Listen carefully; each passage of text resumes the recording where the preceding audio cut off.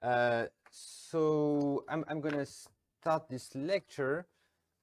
Feel free to interrupt me by asking as many questions as you want.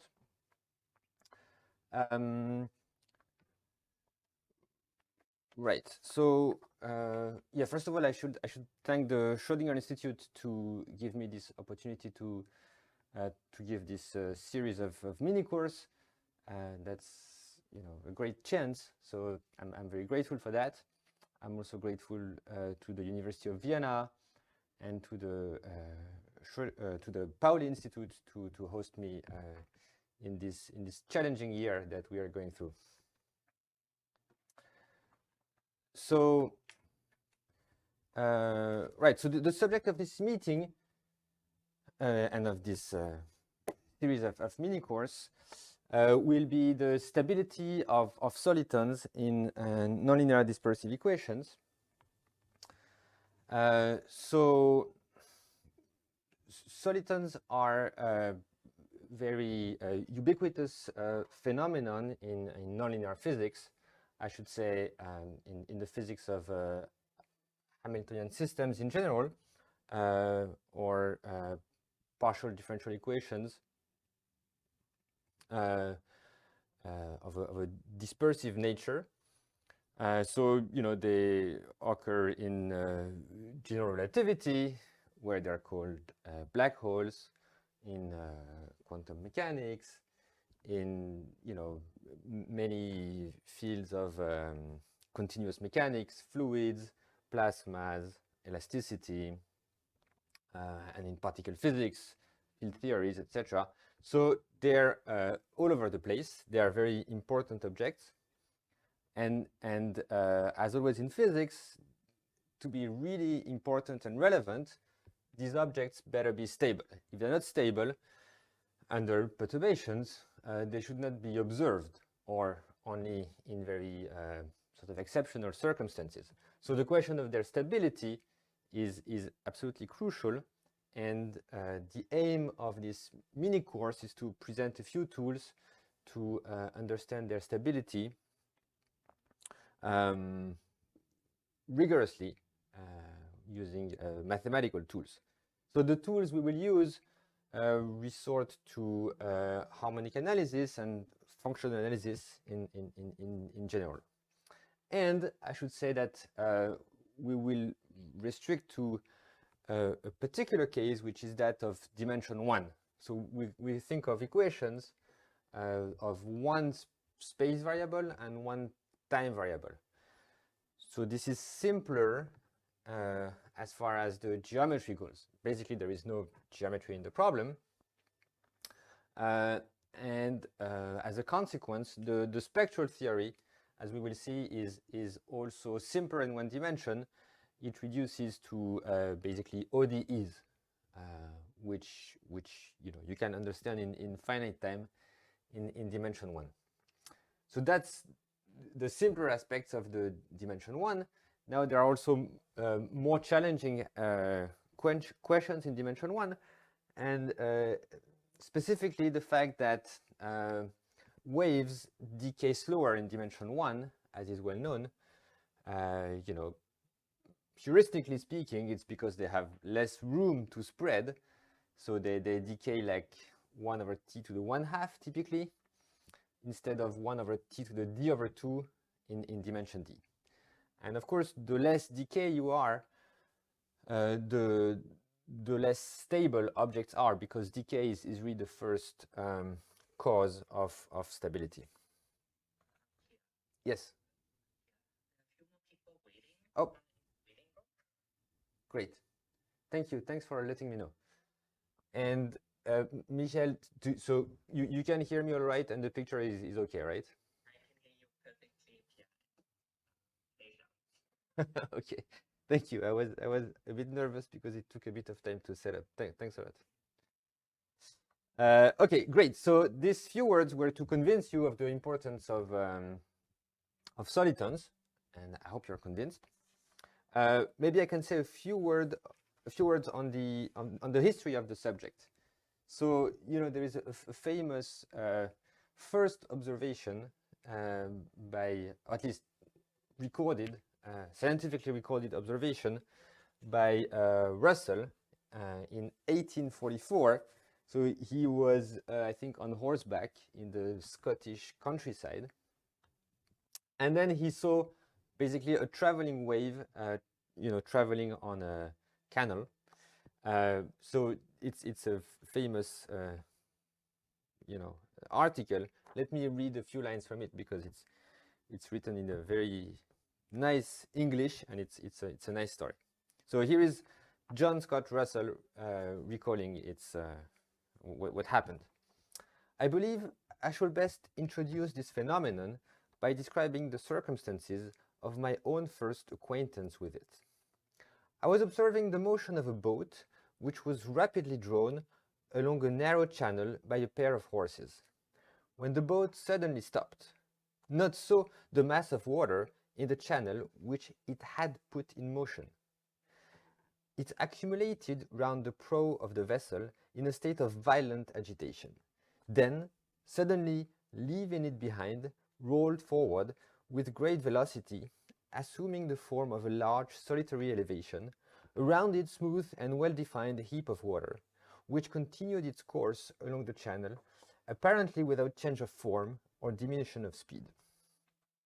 Okay, so it goes on, but you get the idea. That was basically a traveling wave, which he observed, and that's, basically these very words, continued its course without change of form or diminution of speed. That's what a traveling wave, or a solitary wave, or a soliton is. And I will use these words interchangeably, though sometimes people make a difference. Maybe sometimes solitons are reserved to the completely integrable case, and solitary waves is more general, but I will not make any distinction. Okay, so there was this observation by John Scott Russell, 1844, and the leading, British scientists of the time, Stokes and Airy, who worked in fluid mechanics, basically, could not figure out how to explain this because they had mostly linear theories. So it took until 1870 for Boussinesq to suggest an interpretation of this observation of John Scott Russell. And in 1895, Korteweg and De Vries wrote down their famous equation, which we will come back to, which is a model of this sort of long wave that John Scott Russell was describing. So by the end of the 19th century, there was at least the governing equations that were in place. Then important things happened in the 50s and 60s. So there was the Fermi-Pasta-Ulam experiment, which is about an infinite dimensional, or nonlinear Hamiltonian system of large dimension. And what they observed numerically, this was the sort of the first numerical experiments that people could do. What they observed numerically is that it did not thermalize as quickly as it should have. I mean, it really did not thermalize. So energy did not equidistribute in the system, and they were a bit at a loss to explain this. And so it's believed that sort of solitons are part of the answer to this observation by Fermi, Pasta, and Ulam. And then there was the realization that certain equations are completely integrable. So there was, in particular, work of Lax, and so Lax in the US, Shabat in the USSR, who realized, what complete integrability is about. And at the same time, there was also the school around Zaharov in the USSR that was working on wave turbulence, which is yet another aspect of nonlinear dispersive equations. More recently, in the 90s and 2000s, many people in the mathematical community started working on these questions with a lot of input from harmonic analysis.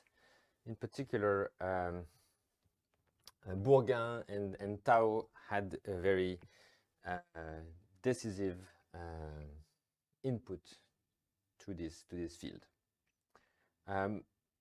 Okay, so that's a very brief history of the subject. Maybe what are the most important questions in the field?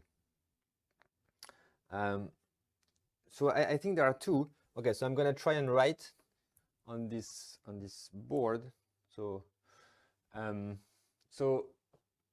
first possible setup is if the equation is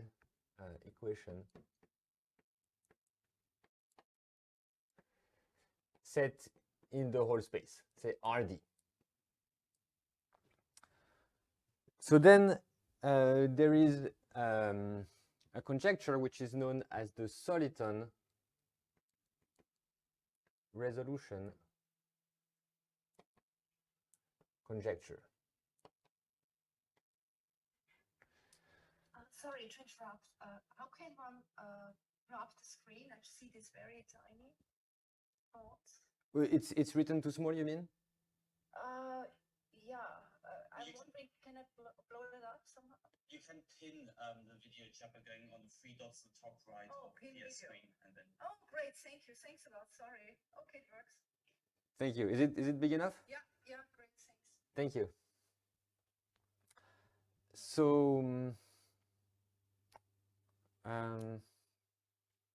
right. So if you set the equation in RD, okay. So I haven't discussed, given examples of the equations that we will study, but think of the nonlinear Schrödinger equation, NLS, for instance, that we will define soon. So basically, the picture that should emerge if you set this equation in the whole space is given by this conjecture. And what does this conjecture say?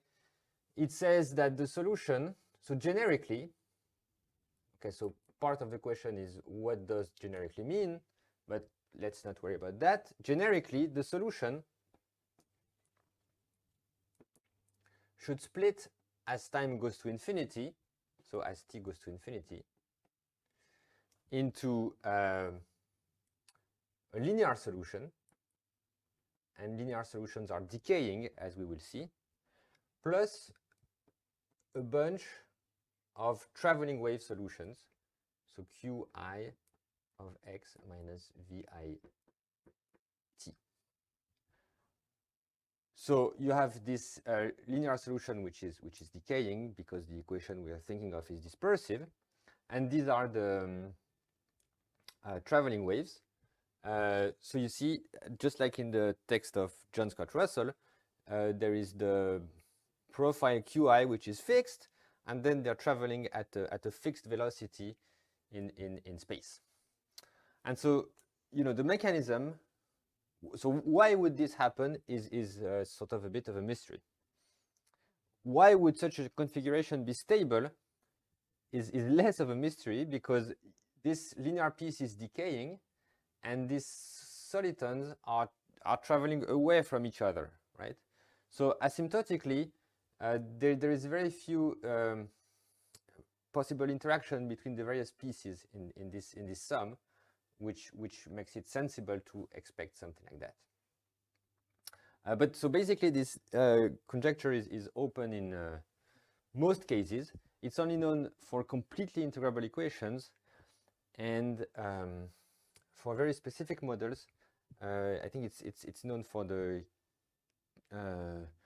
critical wave equation in dimension 3 in the radial case, which is a very impressive achievement, but which still is a very partial understanding of this conjecture.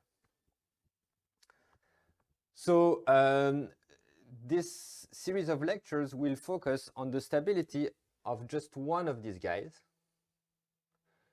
interacting with the linear piece of the solution, right? So instead of looking at generic data that should split like that, we're looking at data that look like soliton plus a small linear piece, and we're trying to understand whether this is stable. So in other words, what we will be doing in this set of lectures is sort of step 0 towards the soliton resolution conjecture. Okay, so that's if the equation is set in RD. Now you might ask what happens if the equation is set on a compact set. Let's say on the torus, TD, just for to give a specific example. Now this conjecture cannot hold anymore because the basic mechanism for stability was decay of the linear piece and the fact that the solitary waves were traveling away from each other.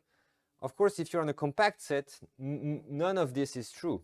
So this soliton resolution conjecture cannot hold anymore. And then it's not even clear what to expect if you set the equation on the torus. In other words, it's very hard to understand the large time behavior of infinite dimensional Hamiltonian system. So one keyword is weak turbulence. There is a prediction that the system should enter sort of a chaotic regime, but it's sort of nothing is clear. Nothing is clear.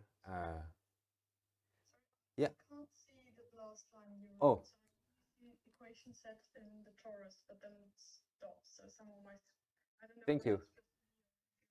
No, I think everybody, yes. Sorry about that. So I won't write that law. The last line was just weak turbulence. So you didn't miss much. But thanks for telling me.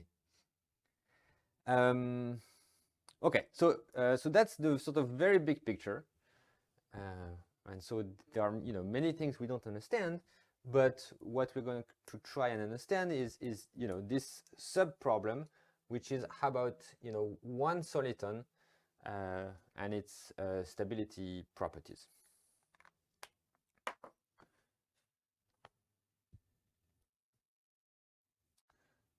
Okay, so maybe I'm going to give a plan of the next lectures. So I should try and erase.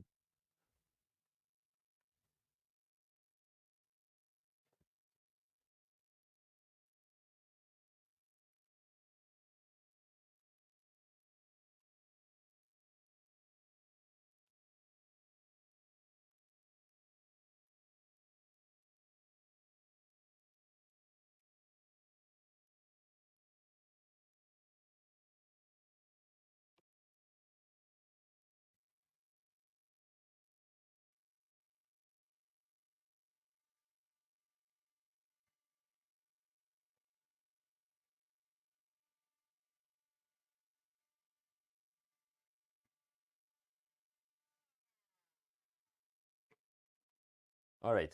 Oh, it's not perfect, but it's okay. Okay, so now let me give you an outline of the next lectures. So so plan. So today is introduction.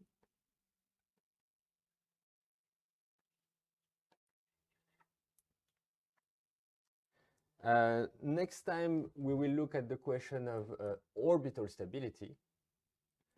I will tell you what that is. Which essentially boils down to variational methods.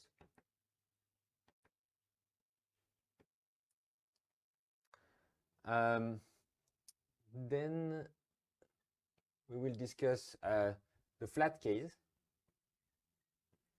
Okay, by flat case, I mean instead of considering the question of the stability of a soliton, we think of the stability of the zero solution. And then we will be using dispersive and Strichartz estimate.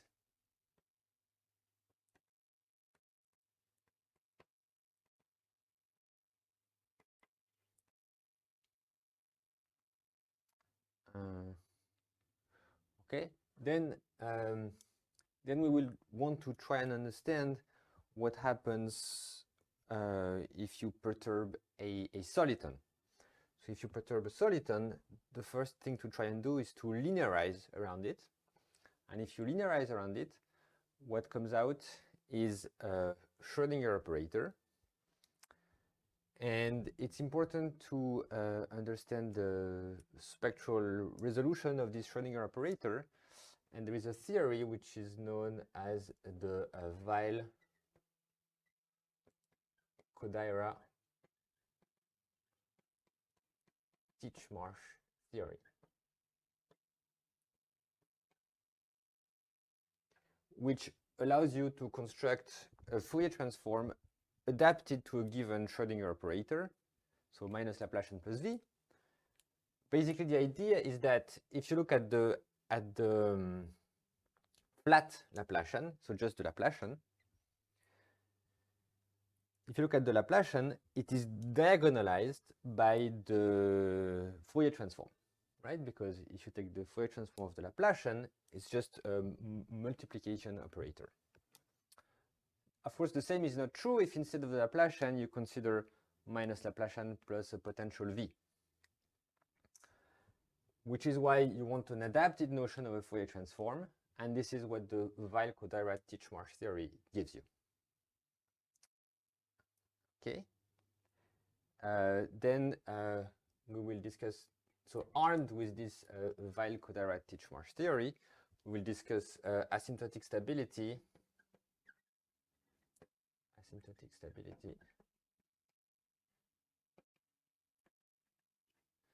of solitons through decay estimates.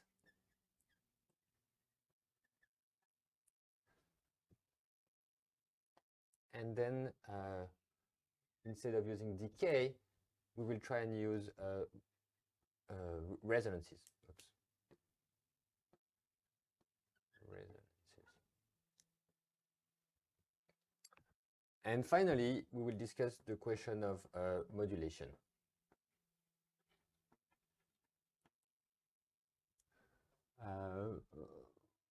Right. So that's the plan.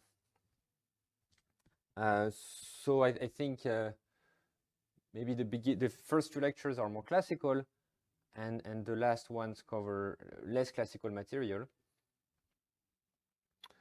So it's, you know, it will get more and more interesting. Maybe I should say a word of the literature on this subject, unless you have any questions on the plan.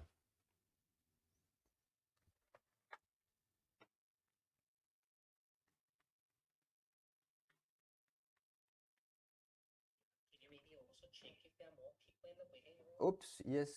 Thank you so much. I just let them in. Thanks. Thanks.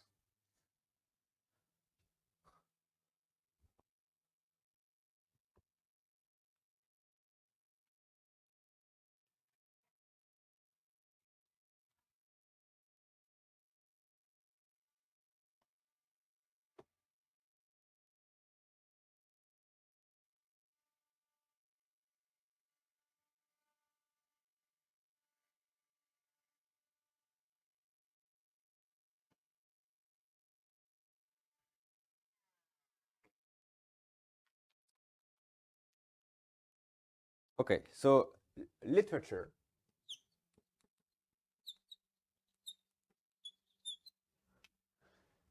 What are nice books? These are broad presentations of nonlinear dispersive equations. So of course there is the book by Tao, which is called Nonlinear Dispersive Equations, Local and Global Analysis, which is great and goes pretty far. And it is more concerned about semilinear problems. There is the book by Linares and Ponce,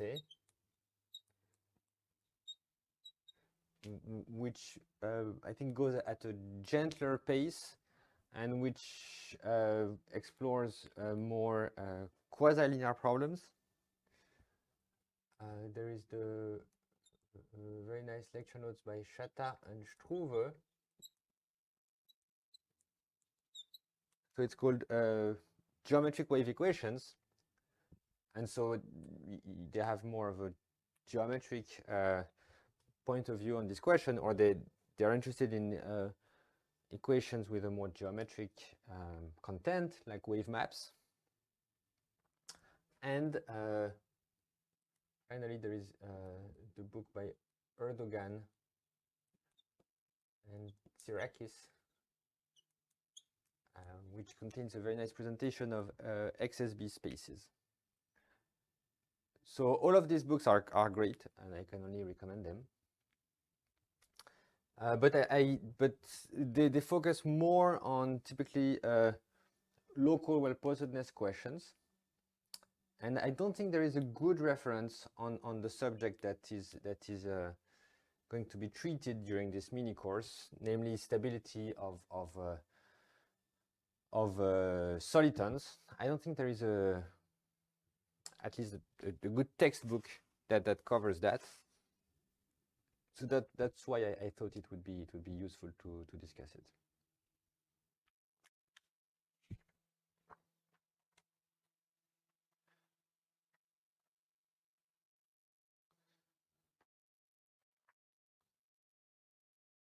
Okay.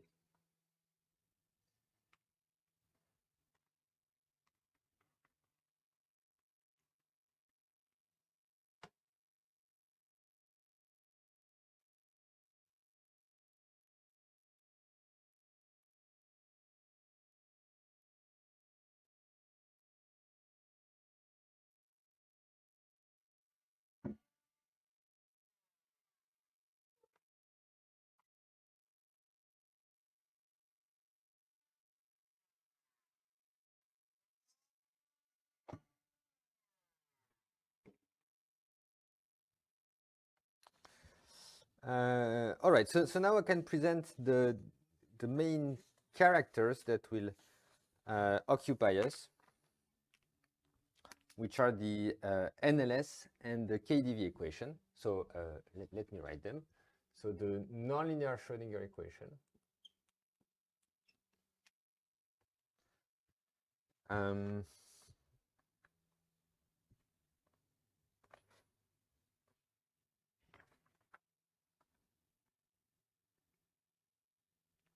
So let me write it in this form. So U is a map from the time variable t, the space variable x, to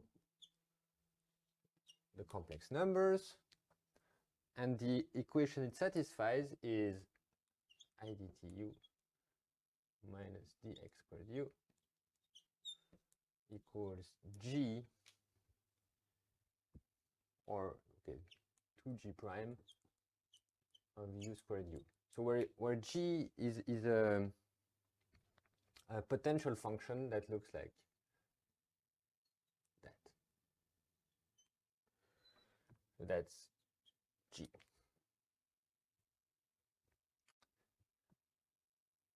So that's the first character. Second character is the KdV equation. So NLS for nonlinear Schrödinger and KdV for Korteweg-de Vries. So now U is real valued.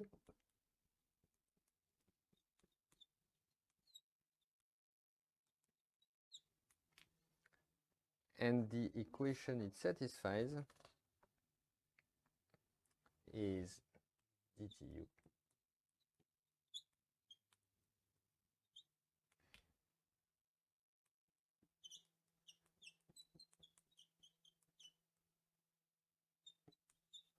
So same thing, f has a, it's a nice, say, convex function with a minimum at 0. That's f.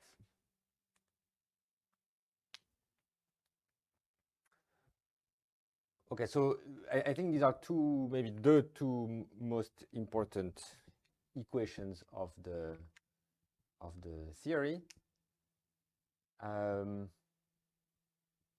So it's generalized versions because we have these potential functions g and f, which for the classical KdV equation you would just have dx u squared, and for the classical NLS equation you would have g prime being the identity, so you would have u squared u. But it's interesting to have more general potential functions. You can observe a richer set of phenomena.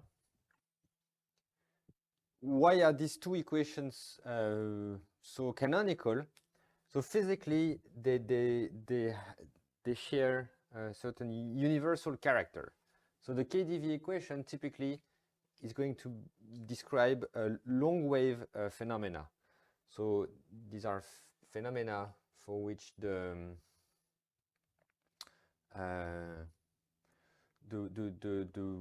wavelength is large compared to other elements of the system.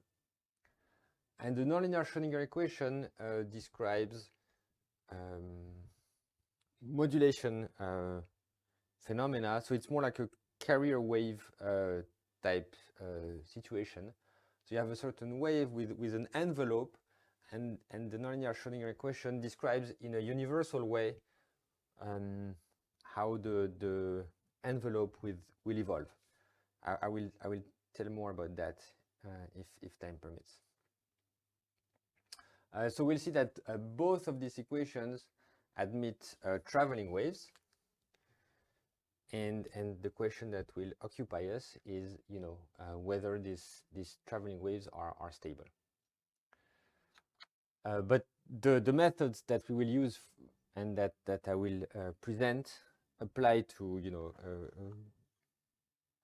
very great range of equations. These two are interesting because, well, first, they are pretty canonical, and second, they are sufficiently easy to write, so we will not get too much lost in notations. So maybe I can present a little bit the Hamiltonian structure behind these equations. I think it makes a bit more sense of what the symmetries are and what the conserved quantities are to Noether's theorem. So let me try and explain that.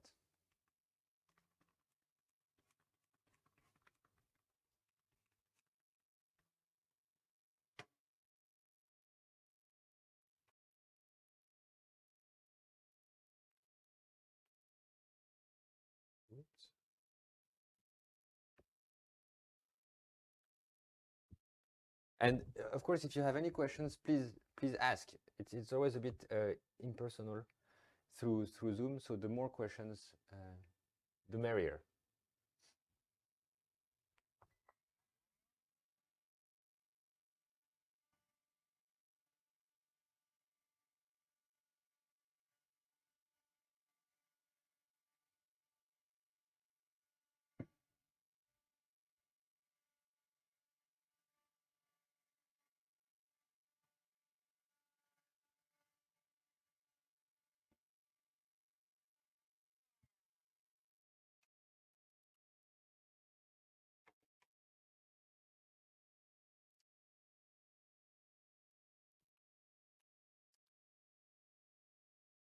Okay, so I'm going to explain what the Hamiltonian or the symplectic structure behind NLS or KdV is, and I need to first set up a few notations. So everything starts with a Hamiltonian function. Writing is in black is not a great idea. Let's try. This is better, yeah. So Hamiltonian function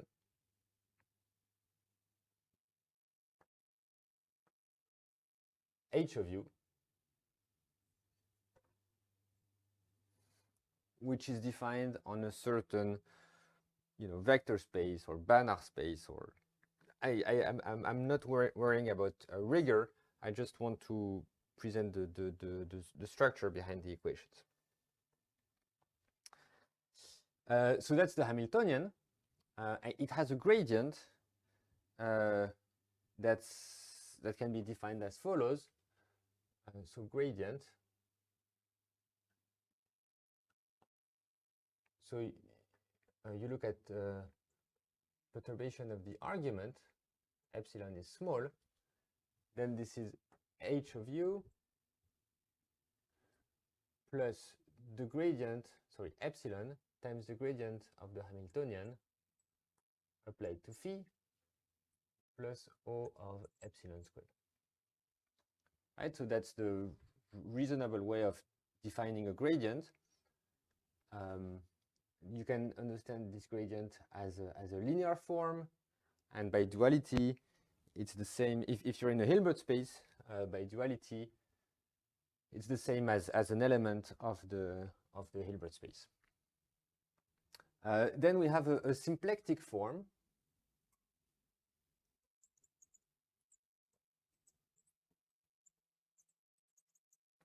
Omega that is anti-symmetric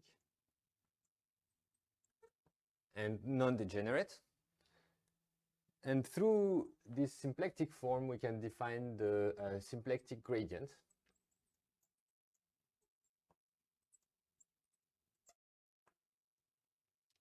So it's denoted grad sub omega.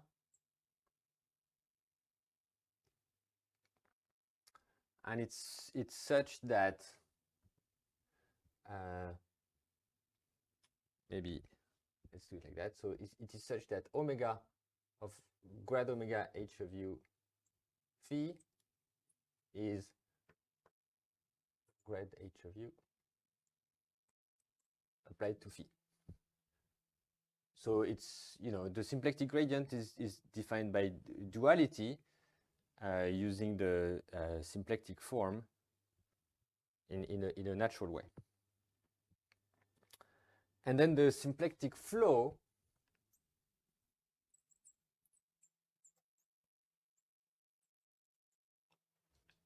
associated to this Hamiltonian is given by dtu equals gradient, so symplectic gradient of the Hamiltonian of u.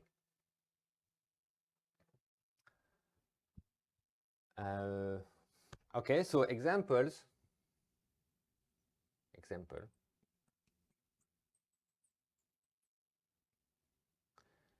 If you take the Hamiltonian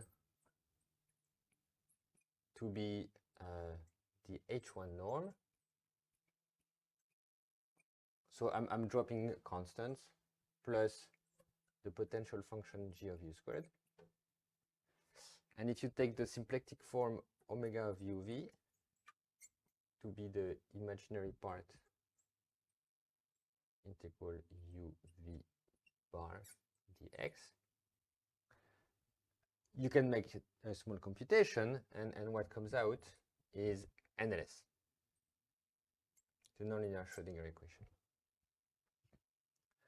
And if instead of imaginary part of uv bar, you take integral of u dxv, dx inverse v, then what comes out is not NLS but KdV. Right. So this Hamiltonian function is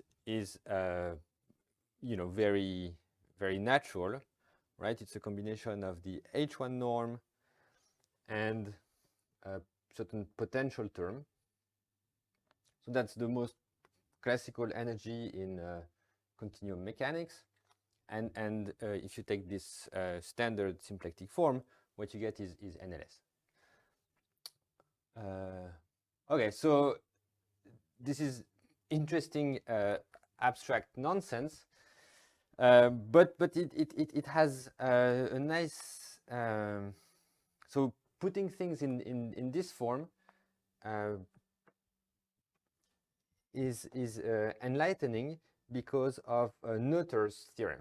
So I'm going to state and prove Noether's theorem, but perhaps you have questions.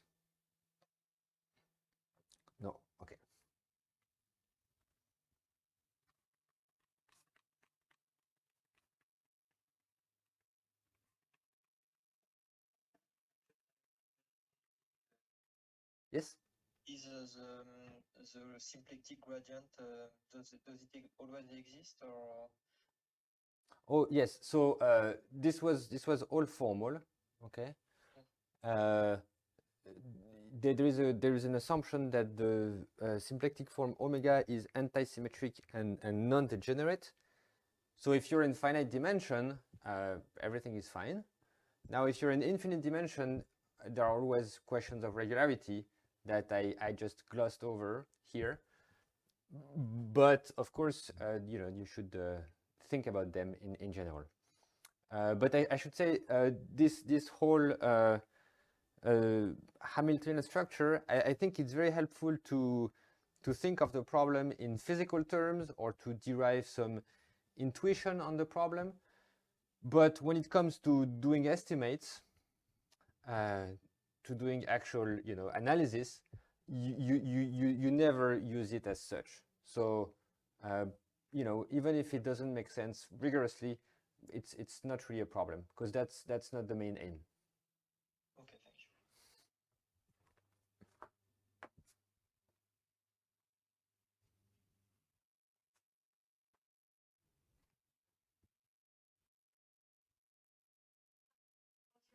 Also had a question. Sure. When you said at the end that with Hamiltonian and W get Mhm. do you mean that like by calculating the symplectic form? Yes, exactly. So calculating the gradient is not hard, right? You just expand the H1 norm and you expand the nonlinear function G. So that's easy. This gives you the classical gradient. And then from there and the symplectic form, you can derive the symplectic gradient. It's a few line computation. And a very good exercise.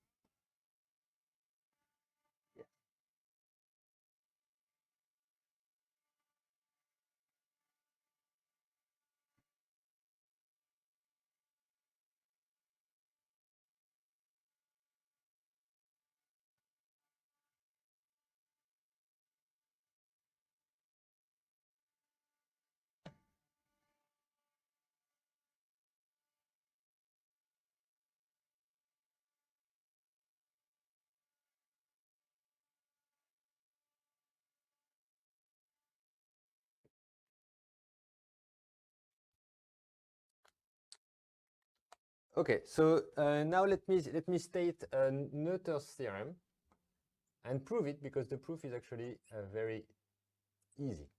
So what's hard is to get used to these notations and these symplectic ideas. So okay, so we have our Hamiltonian H that generates a certain symplectic flow, dTu equals gradient, symplectic gradient of H. Ouch, you cannot see that. Let me try to.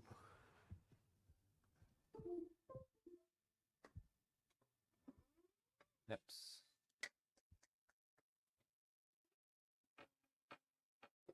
Yes. Okay, so we have our Hamiltonian that's generating a certain symplectic flow. And then suppose there is another function, let's call it f, that generates another symplectic flow. And we're going to call it S.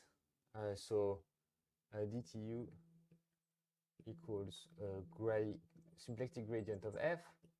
I'm going to call this symplectic flow ST. Okay, and the idea is that we think of the first one as the evolution problem we are looking at, and we think of the second one as a symmetry of the problem. But of course, if you write them like that, both are just of the same form. So what Noether's theorem is saying you is that the function f is conserved by the evolution star,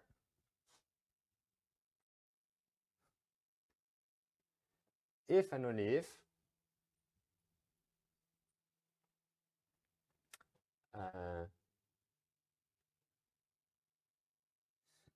ST is a symmetry of H, which means that H of STU equals H of U. Maybe, sorry.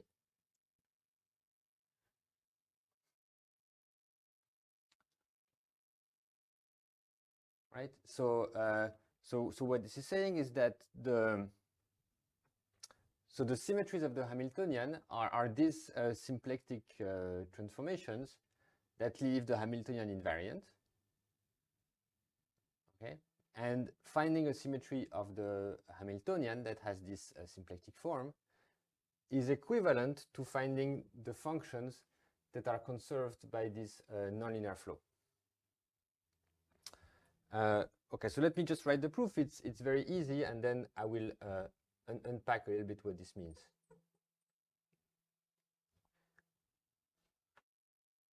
So let's assume that U solves the equation star. And let's look at the evolution dt of f of u. Right, so f is a certain function on the solution, and we want to know how f of u evolves. So basically, we're just going to apply the definitions. So by definition, this is the gradient of f of u applied to dtu. And here, I'm not worrying about rigor. I'm just let's say we're in finite dimension and everything makes sense. Okay, but by definition,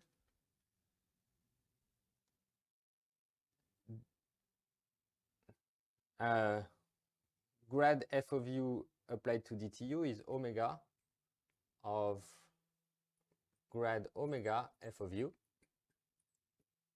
So that's for the gradient f of u part, and dtu is grad omega h of u. Okay.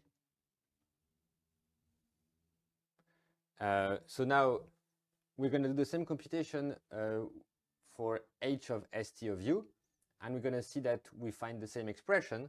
So if one is 0, the other is 0. So let's do the same computation for dt h st u. Maybe let's call it phi here to make the difference.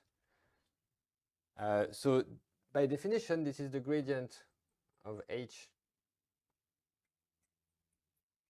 of st phi applied to the time derivative of st phi. The time derivative of st phi is the gradient, symplectic gradient.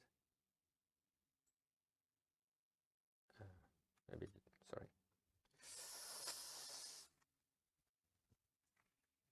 Whoops. So here dt of st phi. But this is the symplectic gradient.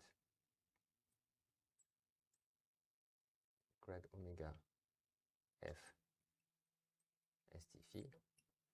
So this whole thing, by definition of the symplectic gradient, is omega of grad h of st phi, grad omega h of st phi, grad omega f of st phi.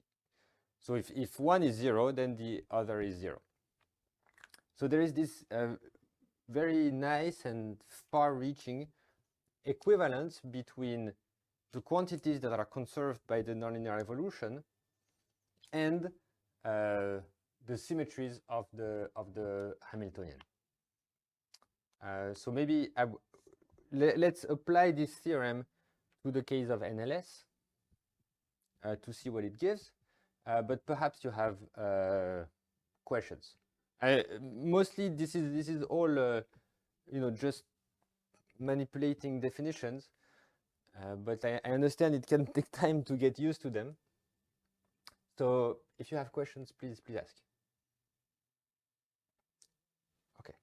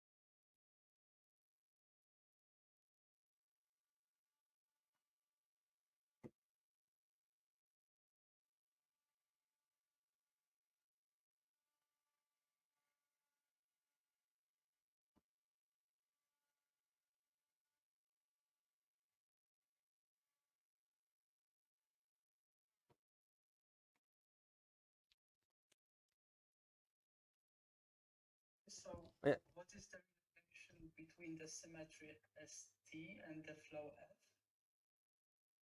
So the symmetry ST is generated by is the symplectic flow associated to the function f.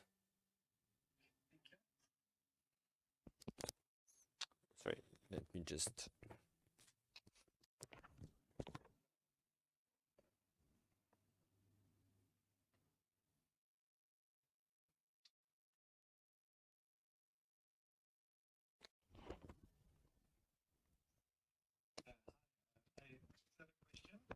Of course. Yeah, just Richard speaking. Is there does one know all the symmetries of the Hamiltonian here? Yeah, that's. I'm not sure if there is. So, okay, it's expected that there are no other.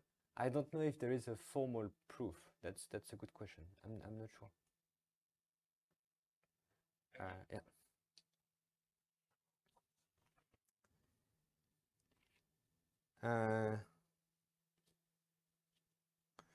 Right. So let's do this for the NLS equation.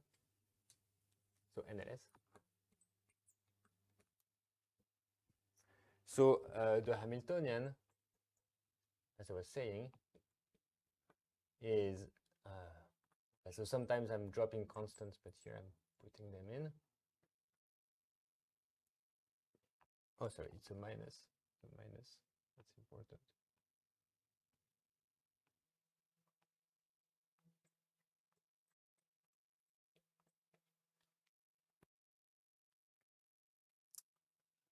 And the symplectic form omega of fg is the integral of f, sorry, imaginary part, fg bar dx. So if you do a small computation, you realize first that the gradient of h is right. So now so gradient of h of u, it's, so if we want to write it as a linear form, so gradient h of u applied to phi, it's the integral of dx squared u plus g prime of u squared times u against phi. I think there should be a bar, and here a real part. I think that's what you get from the computation. And okay, more or less the signs are correct. And then from there, you see that the symplectic gradient is just I dx squared u plus g prime of u squared. And therefore, the equation is, as we said, dtu equals I dx squared u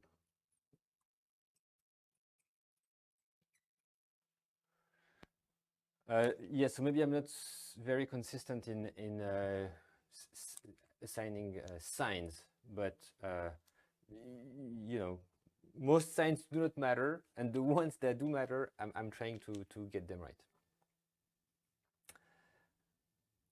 Okay, so that's how you derive NLS from this Hamiltonian with this symplectic form. So now let's try to apply Noether's theorem. Yes.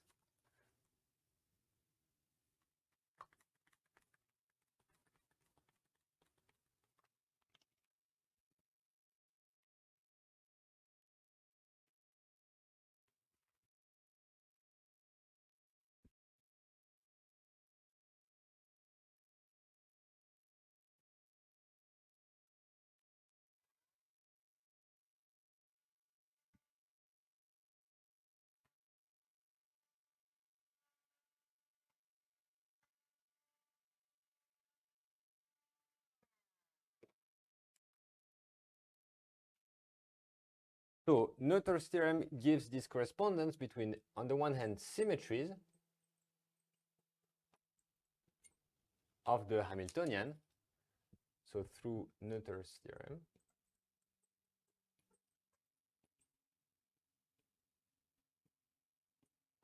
and on the other hand, conserved quantities.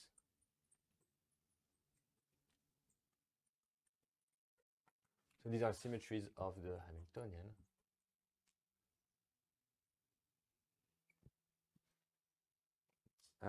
Okay, so if you look at this Hamiltonian, the first obvious symmetry is a phase rotation. So if you take u and you map it to e to the I theta times u, so you multiply by a complex number of modulus 1, then the Hamiltonian remains invariant. So you can understand this symmetry as the symplectic flow associated to a certain quantity which is conserved, and this quantity turns out to be the so-called mass.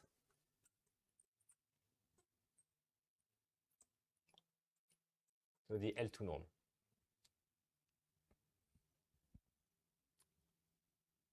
So that's the first one. The second obvious symmetry is translation.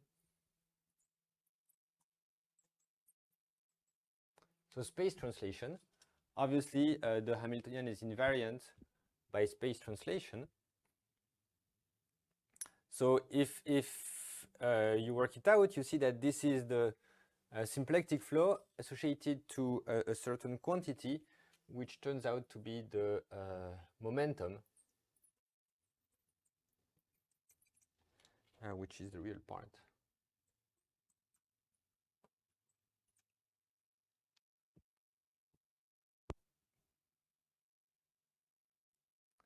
Okay, so there is another conserved quantity, which is the Hamiltonian, but there is no real counterpart.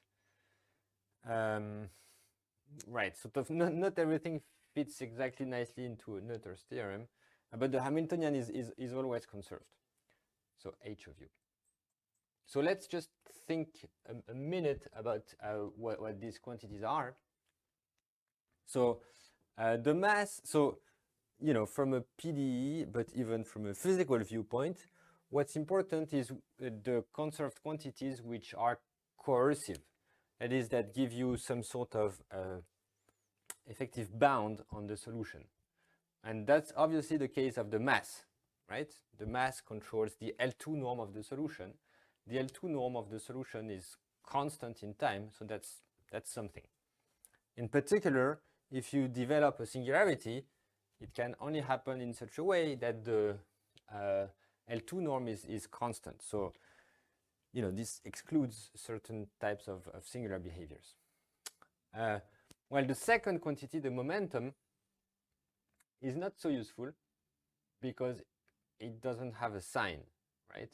And it can be 0 without, implying that u is small in any sense. So it's useful in some respects, but it's much less useful than positive quantities such as the mass. And finally, how much control the Hamiltonian implies on the solution u is a question that we'll come back to. If instead of the negative sign there was a plus sign, then obviously the Hamiltonian would be coercive, but there would not be solitons. So this negative sign is necessary for the existence of solitons, but it means that there is a competition between these two terms, and how much control this gives on u is a question that we'll come back to. Okay, but so it's one of the beauties of Hamiltonian systems that you have this always exchange between symmetries and conserved quantities.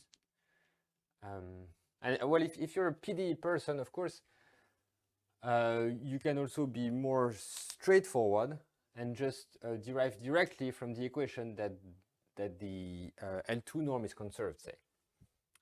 But it's very helpful to know where it's coming from, and this is also very much related to the question of stability of solitons, as we will see. Okay, and there is another important symmetry which does not really fit into this framework, which is called the Galilean symmetry.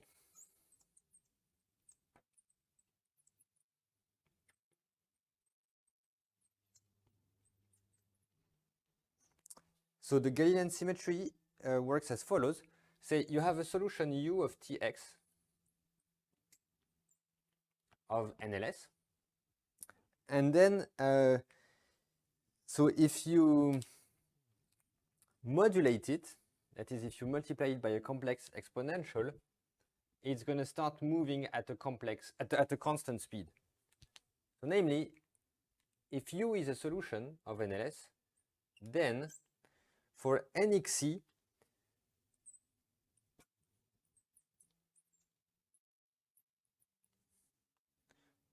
so there is a formula.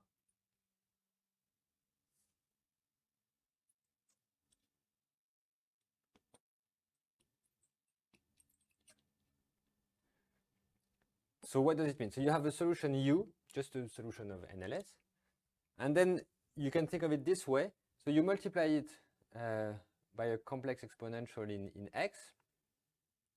Then what this will give you is oscillations in time that maybe are not that important, but also a translation in x at a constant speed depending on xi.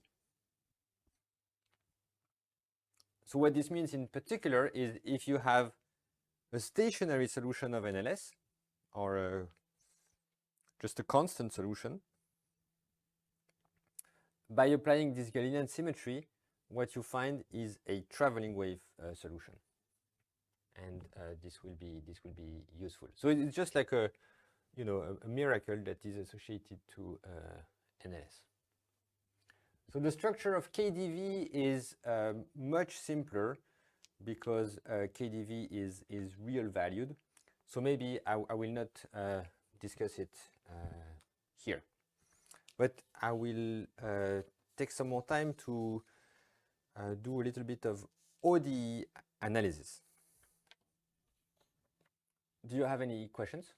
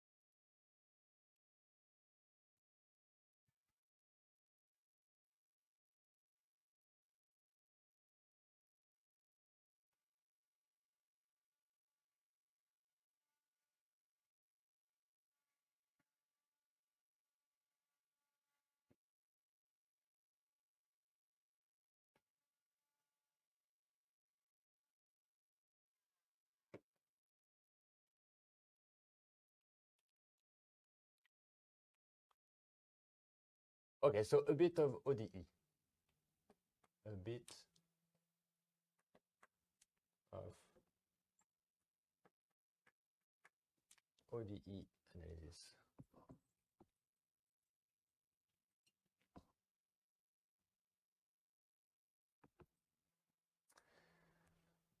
Right, so basically the ODE that we need to understand is the following. Minus psi double prime plus c minus f prime of psi equals 0, where f, okay, so f has just a single well potential. That's nice in all respects. So the case where f has two wells is very important and interesting, but I don't think we will have time to say anything. Right, so for simplicity, we will assume that f is even. So it has to be super linear at infinity. So if f is convex, that's fine. Right. Okay, so then we can draw the phase space diagram.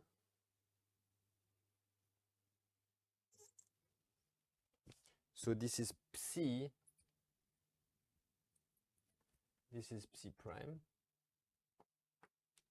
And well, basically the only observation you need is that there is a conserved quantity along solutions of this. So it's just a, you know, scalar second order ODE. So there is a conserved quantity that you see by just multiplying by psi prime. The conserved quantity is, let me write it here. Conserved quantity is minus psi prime squared plus c over 2 c squared minus f of psi. So the phase diagram of this ODE simply corresponds to the level sets of these conserved quantities. So it's not very hard, and you have so the important thing is there is one heteroclinic orbit that goes like that.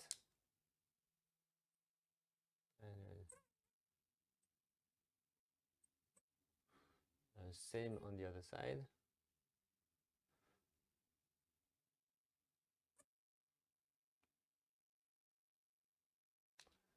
Okay, and basically this heteroclinic orbit is the solution we're looking for.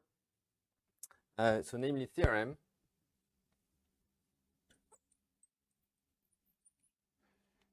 for any C positive, there exists a solution psi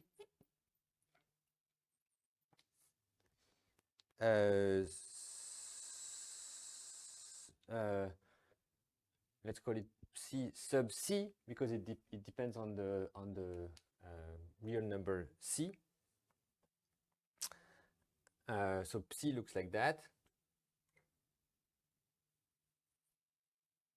and it decays exponentially at infinity.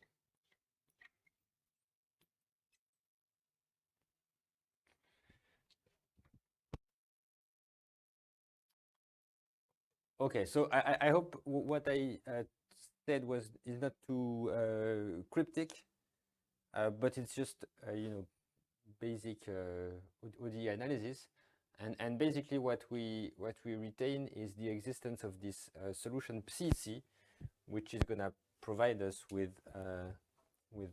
solitons.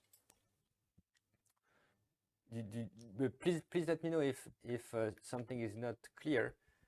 You know, the most naive and elementary questions are often the best ones because nobody dares to ask, and you know, if there is something not clear, you're probably not the only one to you know, have a problem. So please ask. Okay, so now we remember this result. And we're just going to deduce from this small piece of ODE analysis the existence of solitons for NLS and KDV.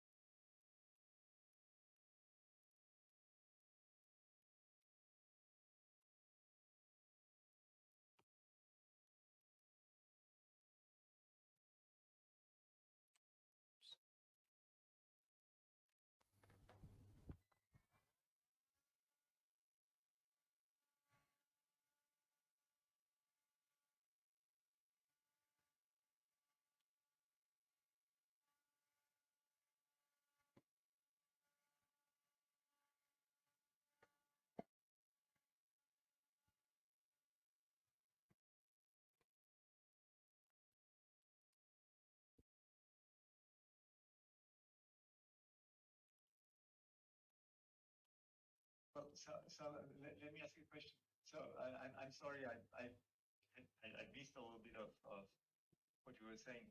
So this exponential decay is only in the positive direction, is it, or is it in both directions? So is this e to minus cx, or is this e minus t absolute value of x? Oh yes, thank you. That's a good point. It's absolute value of x. Yes. So the solution is even, and decaying in both yes, directions. yes. So it's not true that every solution does that, but there exists a solution which does that. That's the point.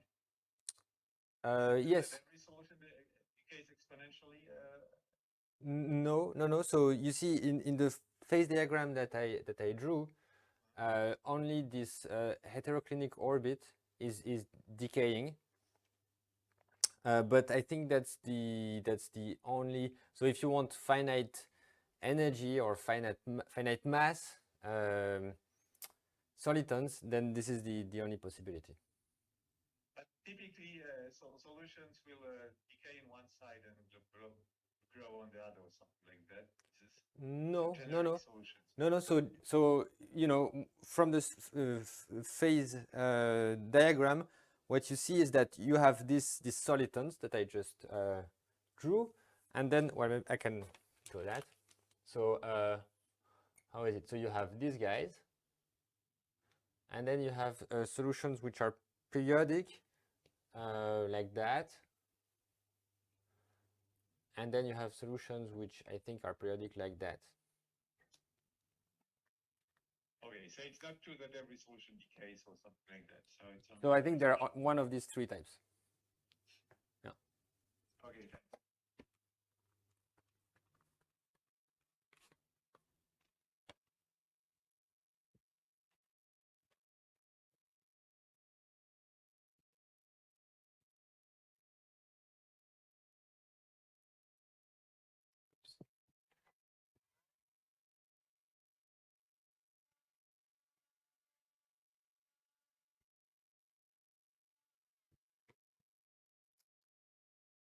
Okay.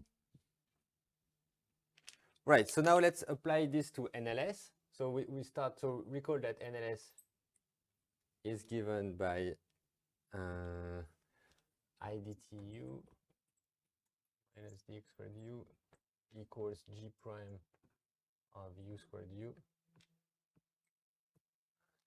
Okay,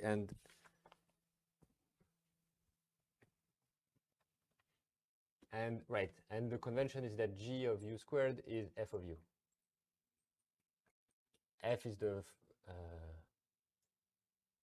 the function that appeared in the ODE analysis picture. So now, if you start with the ansatz, u equals e to the I t omega times phi, then the solution, then the equation satisfied by phi is the one that we just wrote. So omega phi equals dx squared phi plus 2 g prime of phi squared phi. So that's just the ODE we discussed. Omega was called f, and this was f prime. But so basically that's just the ODE we discussed. So if you look for solutions of this type, they're given by solutions of the ODE we just discussed. And as I was saying, there is a unique solution that has finite mass, so finite L2 norm, or finite energy, which means finite Hamiltonian. Okay, and it doesn't move in space.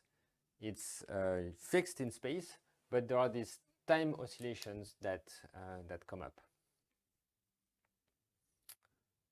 Okay. Now, if you apply the Galilean symmetry,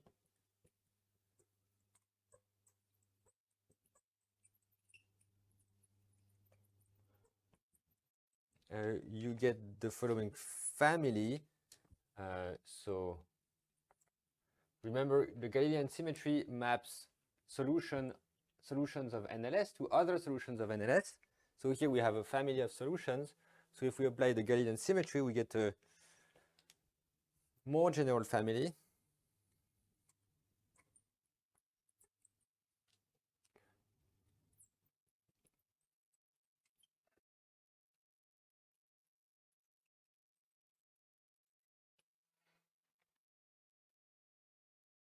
There's no I here. Right, so it's just applying the Galilean symmetry with frequency xi to these ansatz. So now there are two parameters, right?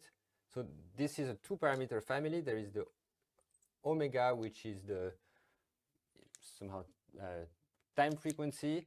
There is xi, which is the space frequency. And then, of course, as we saw, NLS is invariant by phase rotation. So you can always add here I theta. So this is a third parameter. And you can also add here plus x naught, or rather minus x naught, because of the invariance by translation. So that's the fourth parameter. So overall, we're dealing with a 4-parameter family of traveling waves. And we are interested in proving their stability. So for KDV, the situation is simpler because there is no Galilean symmetry, there is no phase rotation. So basically, you just have traveling waves with shift in space.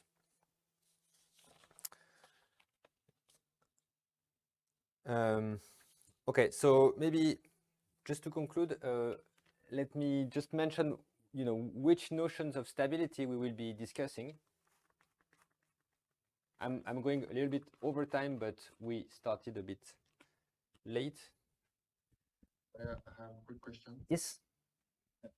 Isn't there supposed to be a T against the omega in the exponential? Oh yeah, here is a T. Yes, thank you. Okay, thanks.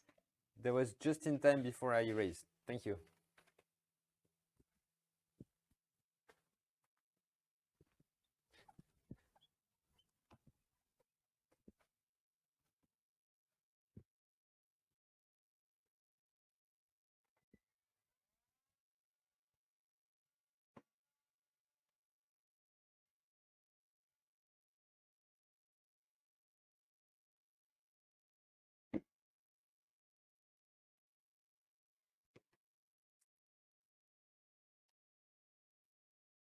Okay, so notions of stability.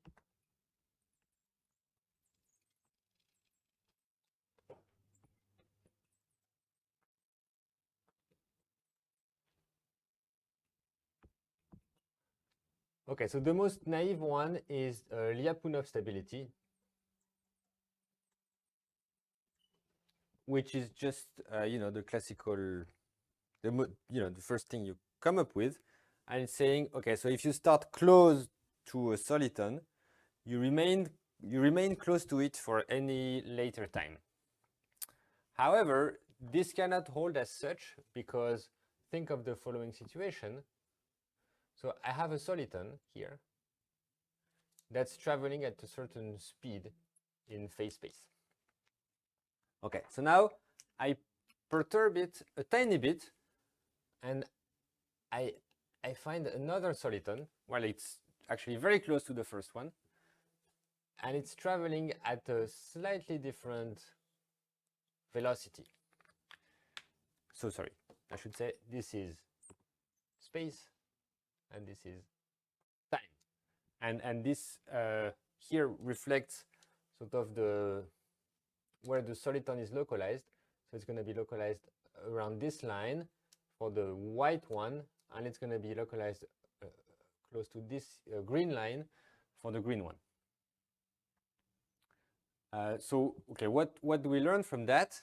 We learn from that even though at time 0 both were very close, at later time they diverge, and so Lyapunov stability typically cannot hold.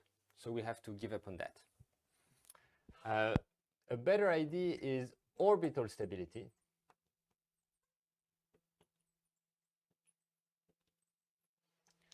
And this is asking that, you know, if you start close to a soliton, you remain close to the whole family of solitons. So in this case, it would work because you know, you start close to a soliton, then the perturbation is the green guy. The green guy is going to live its life, but it's going to remain a soliton. So you're going to remain close to the whole family of solitons. So in other words, so if you start close to a soliton,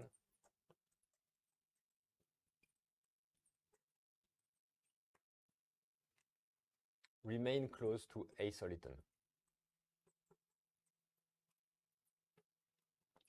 But of course, it doesn't have to be the same one. That's the catch, and it's orbital because you're essentially remaining close to the orbit of solitons under the symmetries of the equation. Okay, so that's pretty good, but we expect something even better to be true, namely asymptotic stability. I was wondering, it isn't possible, it won't work to find solutions with C negative or 0, but like solitons will be constant, who won't move.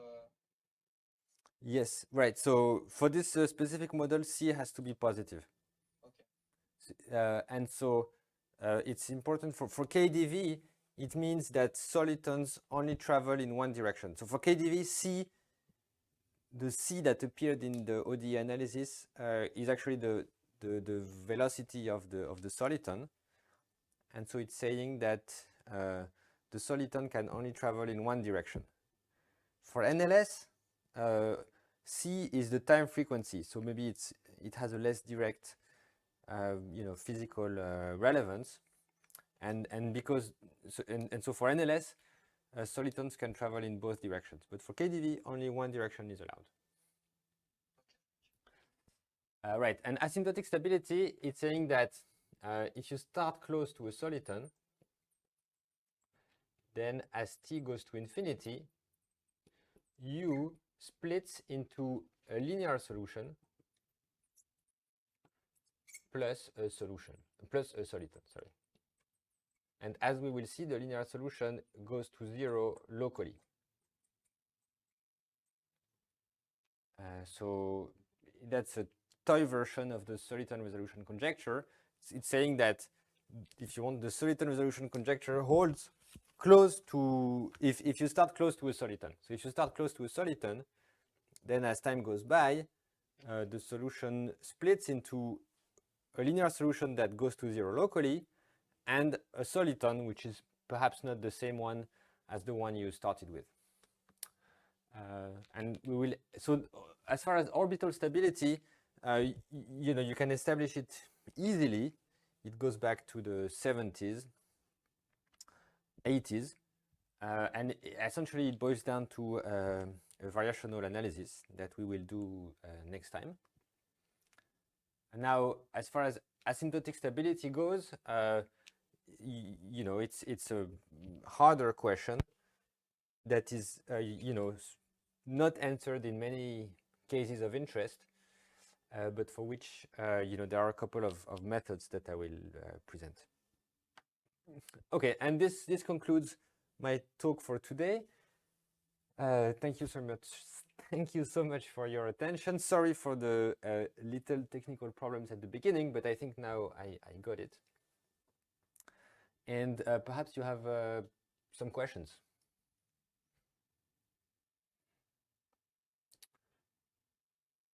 I have probably quite a quick. Yes? Are you defining a Soliton as one of these you would perform e to the I t omega phi? Yes, that's a very good question. Thank you. So mostly a soliton is a traveling wave, so something like that has a fixed shape and that travels at a fixed velocity. So that's, for instance, for KDV, that's exactly what you have.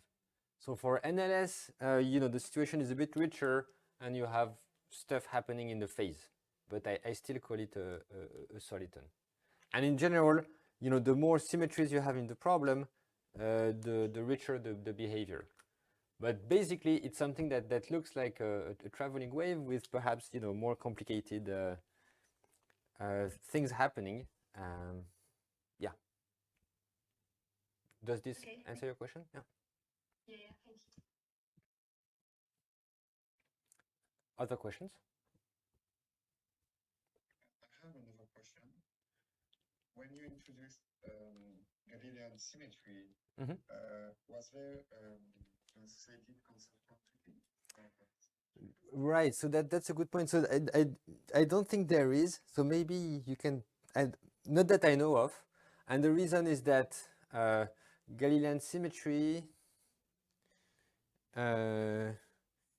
is also involving the time variable in a way that doesn't really go well with the Noether's theorem. So maybe there is a way of putting things in such a way that it, you know, it fits into Noether's theorem, but I don't think so.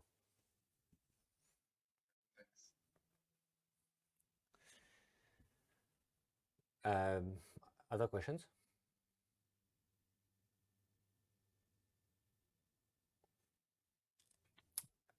Okay, if not, thank you again, and I will see you. Oh yeah. Of course. Yeah. What's the nature of the Hamiltonian as the conserved quantity if there's not really a symmetry behind it? It's just a vague question. Yeah, that's also a good point.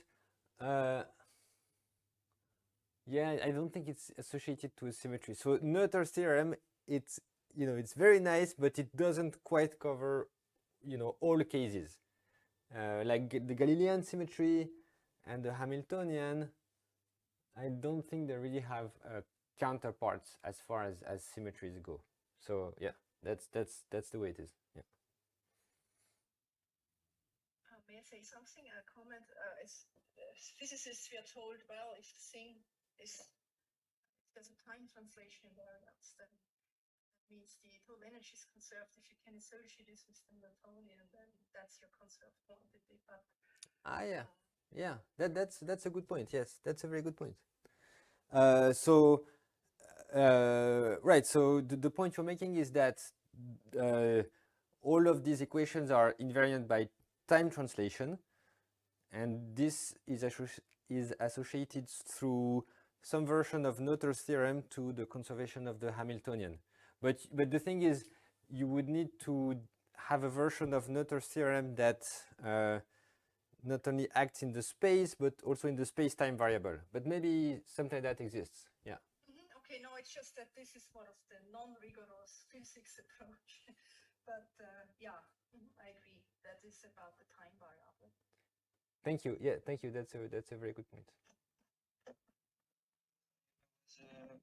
Just about what you said about conserved quantity and H, but isn't the symmetry of H just the flow of the map associated with H, the Hamiltonian?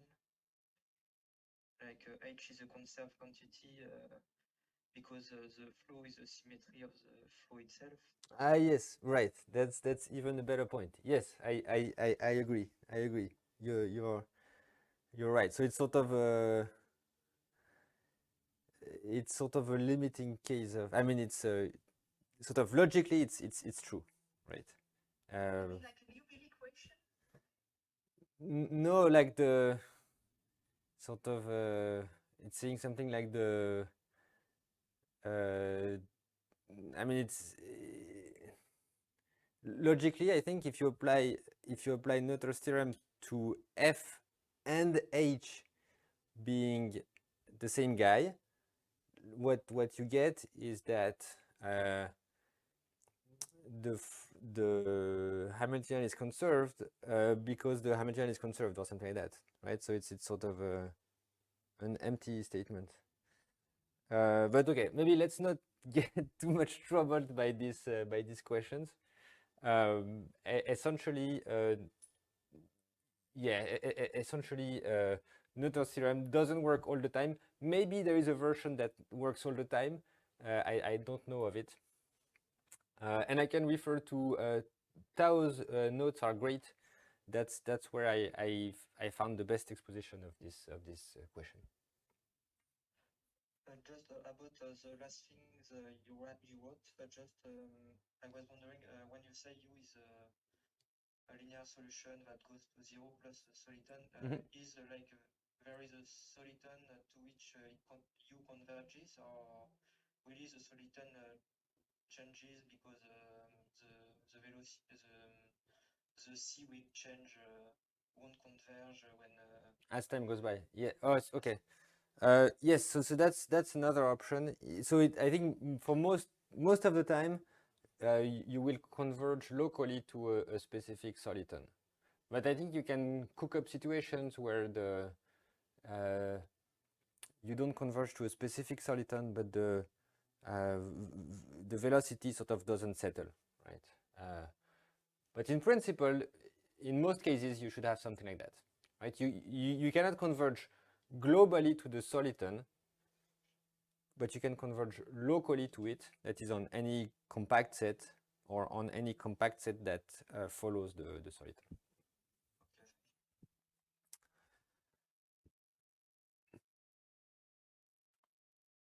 Okay, well, thank you all for attending this lecture. Have a nice week, and see you next Tuesday. Bye-bye. Thank you for the lecture. Bye. thank you, goodbye. Thanks, bye.